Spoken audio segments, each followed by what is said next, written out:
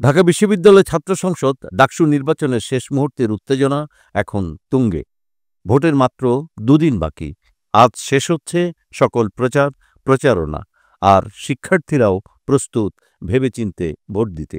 ছাত্রদলের ভিপি প্রার্থী আবিদুল ইসলাম খান শেষ মুহূর্তে ভোটারদের কাছে সুস্থ রাজনৈতিক সংস্কৃতি ও নারী হেনস্থা রোধের প্রতিশ্রুতি দিচ্ছেন। স্বতন্ত্র প্রার্থী উমামা ফাতেমা নারী ভোটারদের ভোট কেন্দ্রে আনার চ্যালেঞ্জ তুলে ধরেছেন এবং তাদের অংশগ্রহণ নিশ্চিত করতে আশা প্রকাশ করেছেন। অমর ২১ হলের প্রার্থীরাও সুষ্ঠু ভোট নিয়ে শঙ্কা প্রকাশ করেছেন। স্বতন্ত্র এজিএস প্রার্থী তাহমিদ আল মুদ্দাসির চৌধুরী বৈষম্যের অভিযোগ তুলেছেন। সব প্রতিকূলতার সত্ত্বেও শিক্ষার্থীরা নির্বাচনী আমেজ উপভোগ করছেন।